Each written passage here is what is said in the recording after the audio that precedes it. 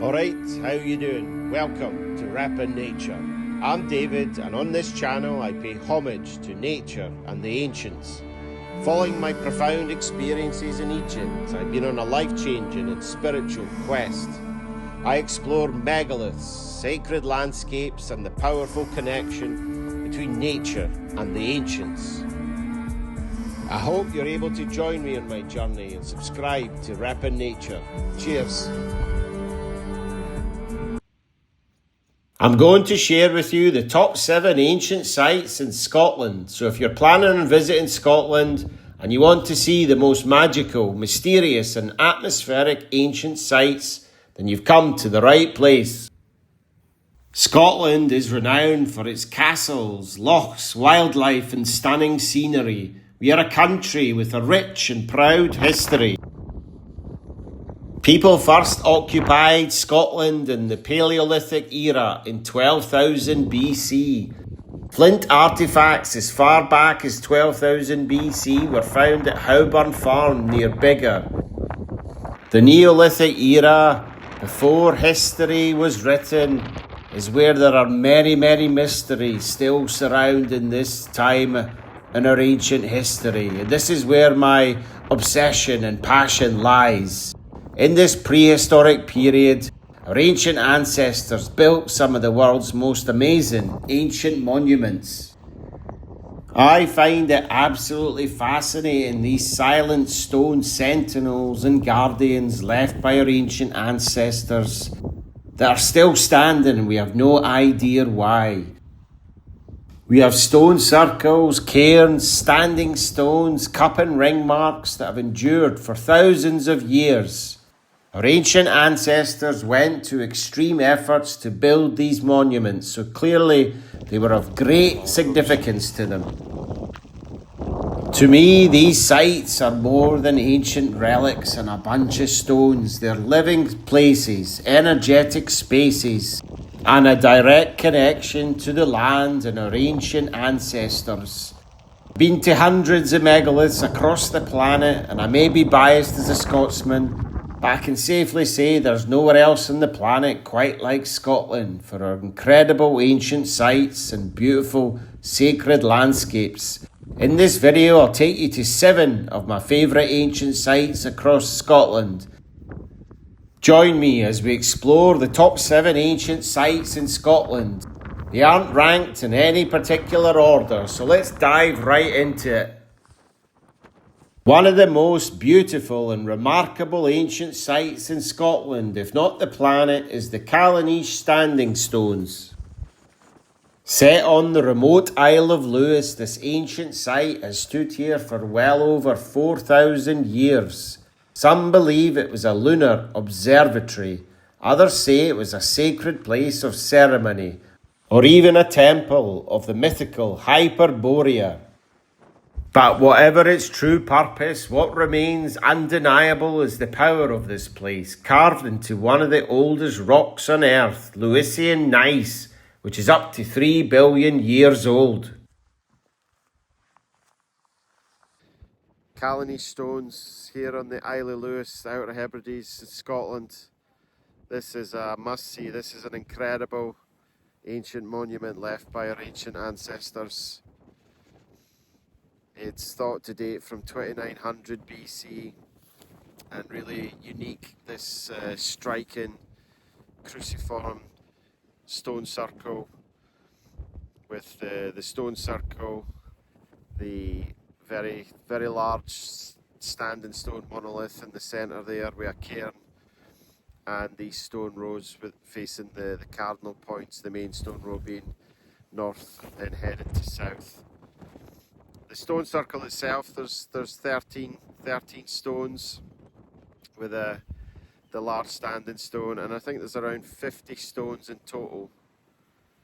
So clearly this was a place of great significance, built with massive intent, built with incredibly old stones, up to 3 billion years old, these Lewisian gneiss stones. That's no coincidence that these ancient people have selected these stones, selected this location and this dramatic landscape, this moody, windswept, remote landscape.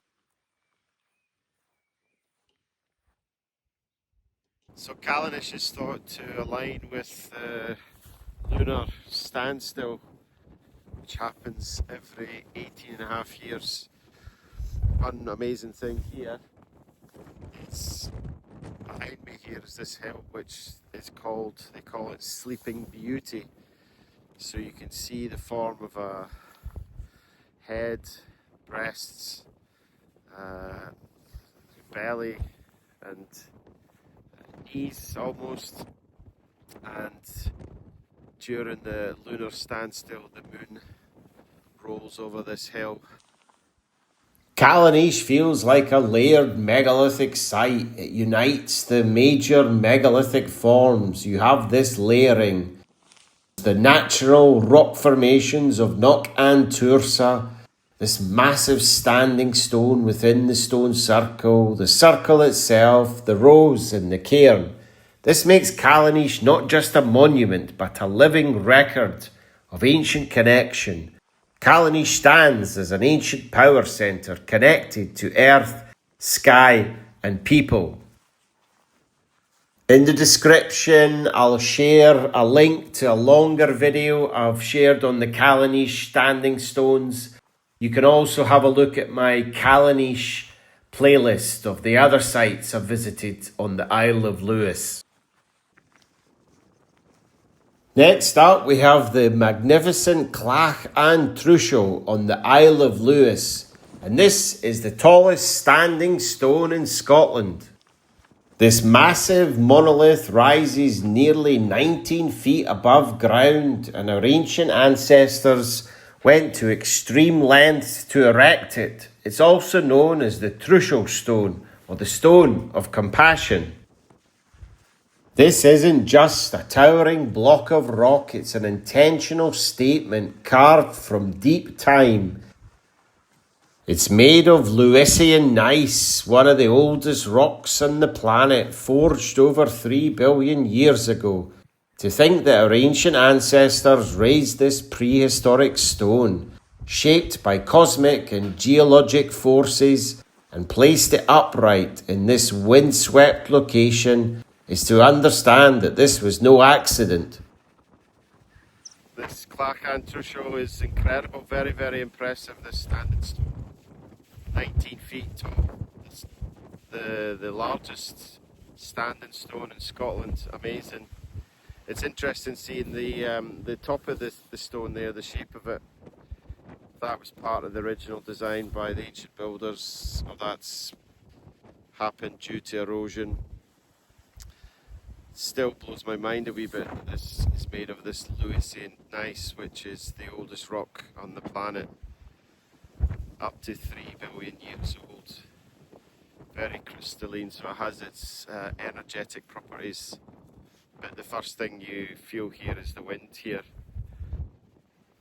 So this stone, the location, but very much connected to the elements. This ancient and sacred landscape with the Atlantic right behind me there. Legend says it marks the site of a clan battle between the Macaulays and the Morrisons. Other stories claim it's the grave of a Norse warrior killed in battle. Theories range from battle memorial, grave marker, territorial boundary, astronomical marker, or even a beacon to be seen from the sea. None of these stories or theories resonate with me. This stone is likely far older than those stories, thought to be around 5,000 years old, and it's made of this local Lewisian gneiss, one of the oldest rocks on Earth and up to 3 billion years old, layered with quartz and feldspar. Their piezoelectric properties, they're like natural batteries. They're holding, amplifying or transmitting earth energy. What fascinates me is its potential connection to the Callanish standing stones just 20 miles away. Tall, jagged, pointed, Central stone at Callanish 1 and Clach and Truishal seem to echo each other in form, both piercing the sky with an almost blade-like profile. Could they have served similar symbolic purposes? Were they designed to interact with the sky, with the landscape, or even each other? The Ring of Brodgar on the Orkney Islands is the largest stone circle in Scotland and without a doubt one of the most atmospheric and enigmatic stone circles in the world. Standing silent for over 4,500 years, this prehistoric monument rises from the landscape, caught between two lochs, 𝐏𝐫𝐢𝐯𝐚𝐿 and Stenness. Unlike other stone circles, the Ring of Brodgar is massive, with a near-perfect circular shape stretching over 103 metres in diameter. It's thought to originally consisted of 60 standing stones. Only 27 remain today, their weathered forms whispering secrets of the past. Walking amongst these enigmatic stones is a truly incredible experience. Our ancient ancestors clearly selected this place for a reason, and you can see why when you're there, surrounded by these hills and lochs, sitting within a natural amphitheatre of hills and surrounded by a ditch. It's a truly spectacular and beautiful setting. The Scottish geologist Hugh Miller, visiting the Ring of Brodgar in Orkney in 1846, wrote that the stones looked like an assemblage of ancient druids, mysteriously stern and invincibly silent and shaggy. Well, according to folklore and legend, these stones were giants.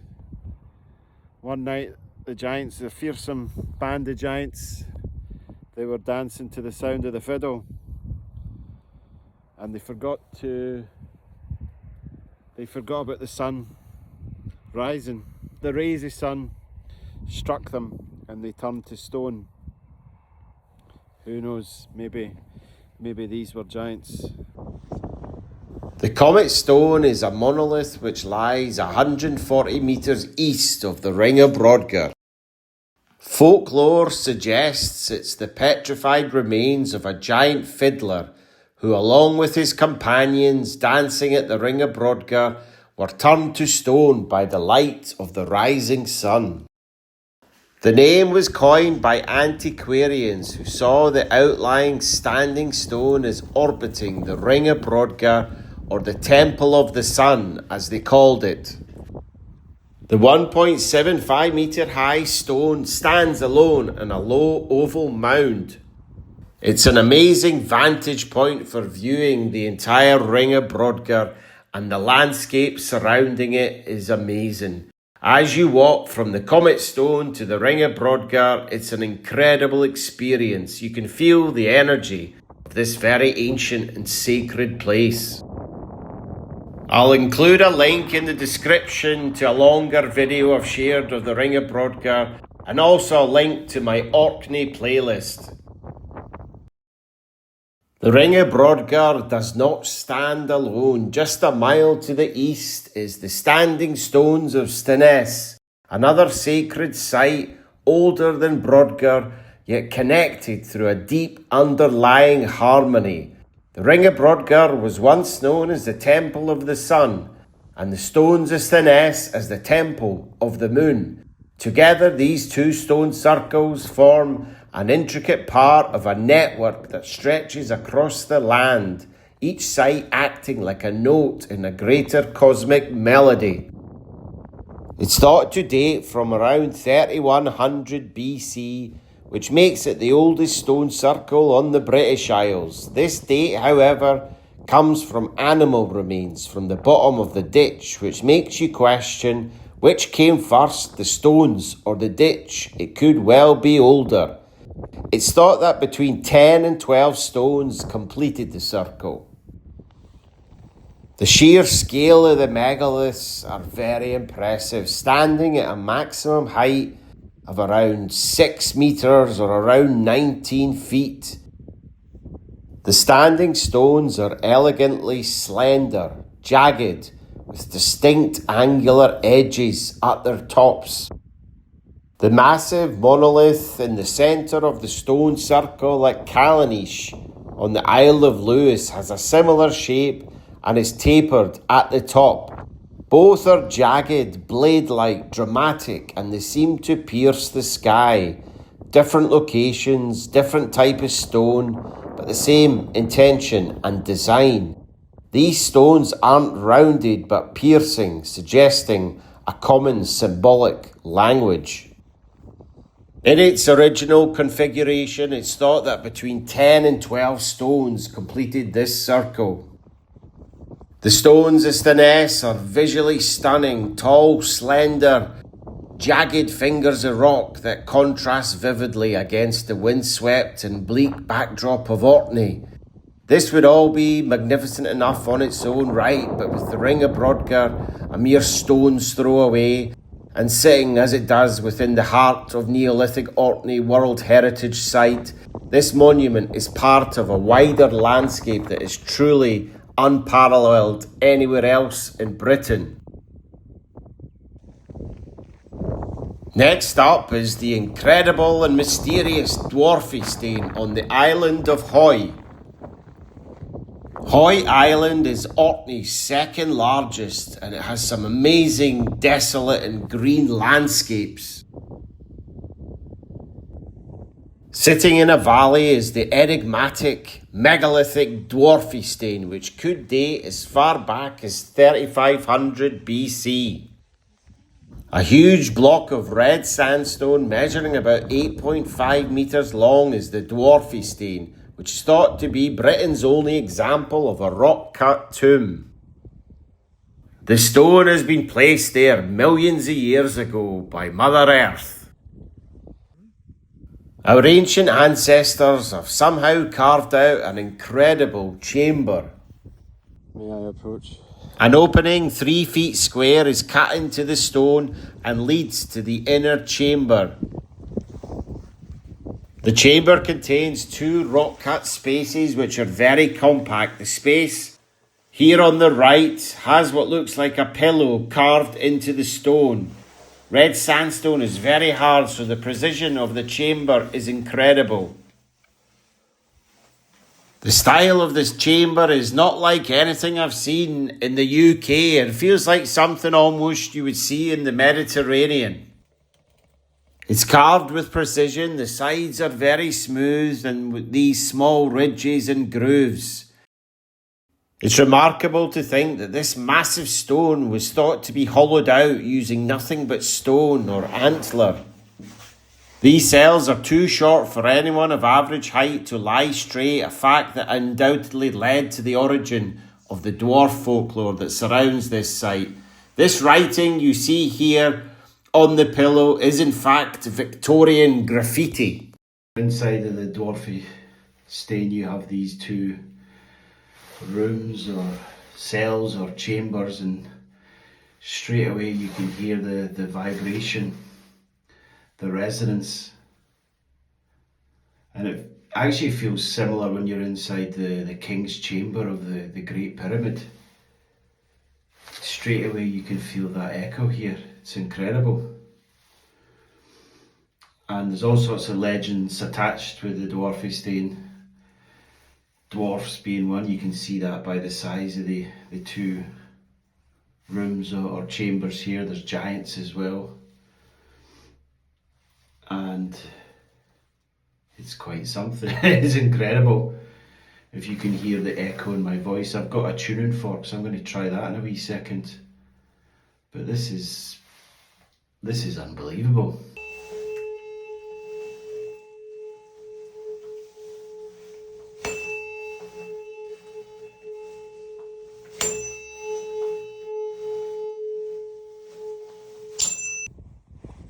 Directly outside the entrance is the large sandstone block originally used to seal the chamber and which remained in place until at least the 17th century. There are no surviving accounts of human remains within this so-called tomb. Just east of Inverness, nestled on a quiet wooded terrace near the River Nairn, lies one of the most beautiful, mysterious and iconic prehistoric sites in Scotland. This is Clava Cairns. This site is ancient. This is a sacred landscape and historical landscape as well. Not too far from Inverness and Culloden. And this site dates from the Neolithic through to the early Bronze Age. It's thought to be up to 4,000 years old. And it consists of 3 main cairns, and which are surrounded by standing stones. First thing I notice when I come here are the trees, these incredible, beautiful trees. Look at this one behind me right there. I think these are oak trees, which are associated with the Druids. There's 3 cairns here. 2 of them have got kind of passageways. They're aligned with the midwinter solstice, which, you know, represents death, rebirth, and return to the light. And just again, straight away looking at these different stones, they seem to be in different heights, slightly different shapes. Clava Cairns, also known as Balnuaran of Clava, is part of a wider group of around 50 similar structures in the Moray Firth region known as Clava-type cairns. They are carefully selected burial monuments dating to around 2000 BC. This site has 4 structures, 2 passage graves, 1 central ring cairn and a small kerb cairn. Each of the 3 cairns is encircled by a ring of standing stones and aligned, possibly intentionally, with the winter solstice sunset. It's clear to me the design here is not random, it's layered, intentional. The builders had a deep understanding of light, stone, space, and perhaps even spirit. This is the northeast cairn. It's aligned with the setting sun on the winter solstice, the darkest day of the year.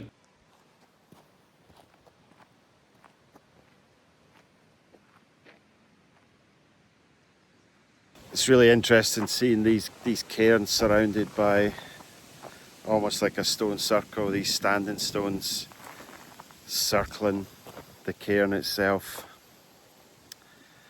Makes me think a wee bit about Tumulus de Carcado in Brittany near Carnac, which is a kind of mashup of the megaliths. Tumulus de Carcado, it's a bit older than here, but it's a passageway, a passage grave, has a menhir on top of the wee hill, and it's surrounded by standing stones. So like a burial point, and then with the stones surrounding it. And again, this is thought to be a burial site and complex. There's been human remains found here, some I think, which have been cremated. However, we don't know exactly when those human remains were cremated. So again, assume this is a burial site. It's a tomb. Perhaps was it a tomb to an individual, a group of people? You know, if you've followed Rep in Nature for a while, you'll know that for me, megaliths are built for survival and energetic structures. And this site is thought to be up to 4,000 years old. Again, I'd take that with a wee bit of pinch of salt, because that's based on artifacts which have been found at this site. But the one thing that really strikes me as I about to go inside this cairn is this sacred space. So it's, you know, I think megaliths are built with spatial intelligence. So this is a standing stone, circular in shape, surrounding this container type vessel, this cairn in the centre here. So for me, stone circles are like they're like cauldrons, that energy swirling around. So my my feeling here is these standing stones surrounding this cairn. They are holding or containing or pushing the energy, holding that energy, pushing it towards the cairn. And you know, I've shared many videos on dolmens, and again, dolmens for me are not tombs, but dolmens is that enclosed space. You know, it's holding that energy.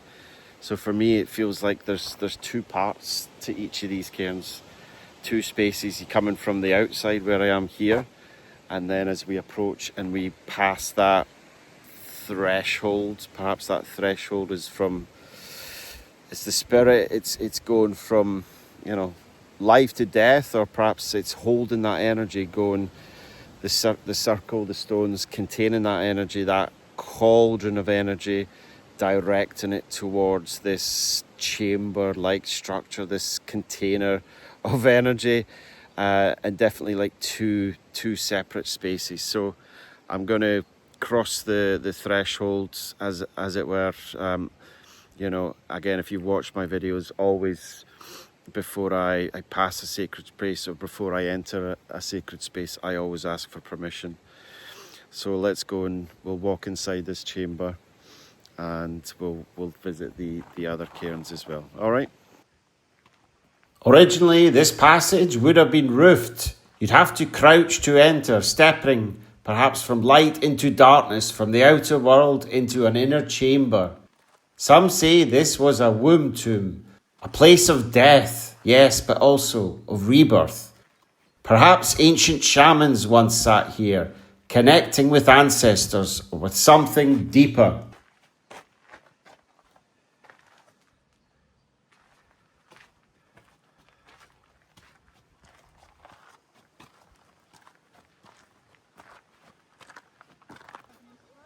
It's interesting seeing these standing stones surrounding the cairns. It's almost like you have the cairn, the outer circle of the standing stones, these beautiful trees like an outer ring of trees. These oak and beech trees may not be ancient, but they frame the cairns like a natural temple. This is the central cairn, and unlike others, it has no passage. It may have functioned as a platform with a central space that was open to the sky. Excavations found human bones, signs of burning, and carefully laid kerbs that gradate in height from southwest to northeast. This central cairn is very interesting as it has no passage and is open to the heavens, the central chamber. Walking between the cairns, it feels to me like I'm stepping through layers of time, of intention, of energy. It feels like you're passing a threshold. There are different sizes of standing stones surrounding the cairns. Maybe some are more masculine and jagged looking surrounding this central cairn. Each cairn here is slightly different. Perhaps they had different functions or maybe different kinds of journeys.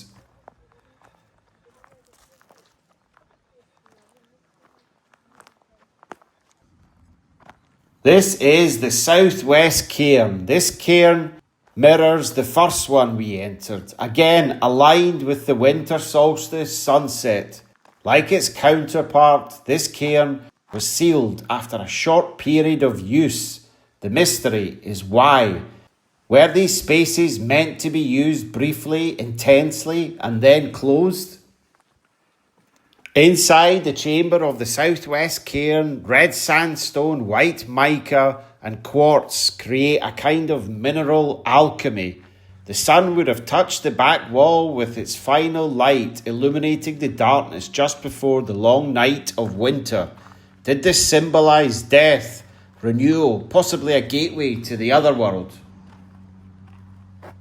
There are cup and ring marks carved into the stones here. Their meaning is unknown, but theories include cosmic or astronomical markers, territorial, spiritual symbols, maps, constellations or portals, markers of sacred space or initiation.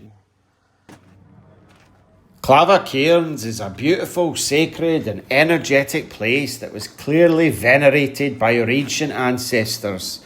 This was a place of great significance. built with intention. Every stone feels chosen, every line aligned.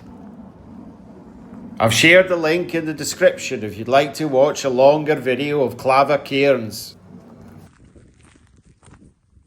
The final ancient site is the incredible Machrie Moor standing stones on the Isle of Arran. This is one of the most significant, atmospheric and remarkable megalithic sites in Scotland. It's thought to be 4,000 years old and consists of 6 stone circles, standing stones and cairns. Machrie Moor is a prehistoric megalithic complex, and it consists of at least six stone circles. There's cairns, standing stones, and huts. This is an ancient sacred landscape. There's many other megalithic sites across Arran, and there's been human activity here for thousands of years, at least 8,000 years. The stone circles themselves are thought to be at least 4,000 years old, and it's an absolutely incredible landscape. The first site you come to is Machrie Moor 10, or Moss Farm Road Stone Circle. This is actually classed as a complex ring cairn.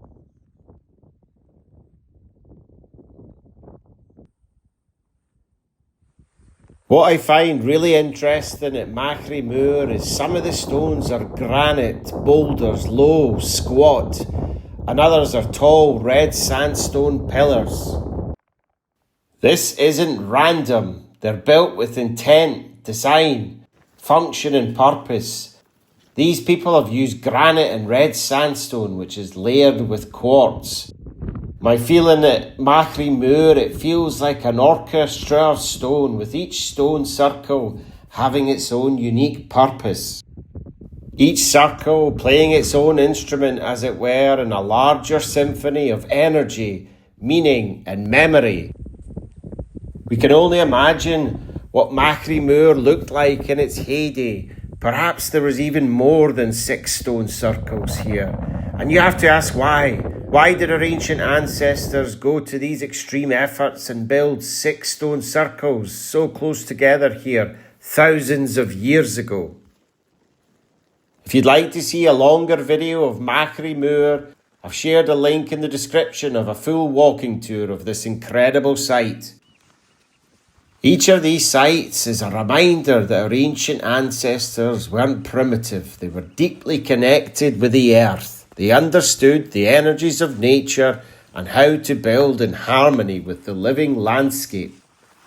We give thanks and respect to our ancient ancestors. They've left us these incredible ancient sites. There really is nowhere else on the planet quite like Scotland. As always, thank you so much for watching. I really appreciate it. If you enjoyed this video, then please subscribe and have a wee look at my longer videos of these sites in the description. If you'd like to experience these places in person, then you can find details of my private and bespoke tours of Scotland on my website, reppinnature.com.